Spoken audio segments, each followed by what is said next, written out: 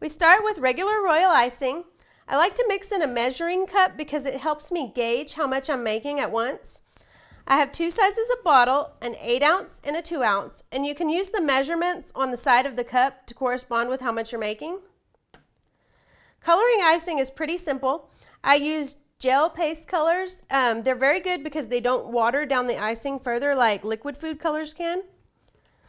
One thing you want to be aware of whenever you're coloring royal icing is to go a little bit light. It's better to undercolor than it is to overcolor because it's hard to correct if you go too far. So add a drop of color directly to the icing and begin mixing. Kind of want to gauge and see where it's at. And it's still a pretty light pink, so I'll need to add more.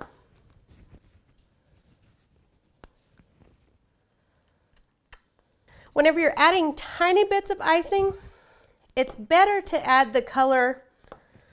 Instead of dropping it directly into the icing, it's better to add a dot to the tip of the spatula, like this, and then add it to the icing. This allows you to make subtle color adjustments without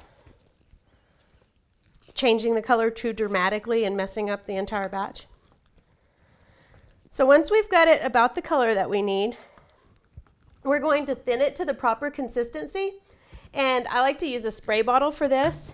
It's a lot easier than standing at the sink or dropping in water. So to thin it down, we're making piping consistency first. Add a couple of sprays of water. And what you're looking for is almost the consistency of toothpaste. You want it thin enough to flow whenever you squeeze it out of the piping bag, but thick enough that it holds its shape whenever you pipe an outline around a cookie, because it is creating sort of a dam to keep the flood consistency icing in. So whenever I have my consistency just about right, and this does take practice, you kind of have to gauge and see what works for you. So for this, I'm going to prepare my icing bag. I'll set the icing aside, and you need to make sure to keep it covered so it doesn't dry out or crust while you're working. Then we're going to work on preparing the icing bag. To do this, you start with a simple bag, and you cut the tip off about an inch up. You want the opening small enough that whenever you drop a coupler into the bag, it doesn't go all the way through. So you add the larger part of the coupler in, squeeze it all the way down to the bottom, put a tip on the bag, and then use the ring to close it up.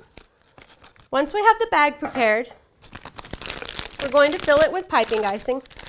A great way to do this is to put the bag over a cup, and that frees up both hands for you to work with. So once you have it the consistency you'd like it to be, see, it's still got a little bit of flow, but it's not super thin either. It's not liquid.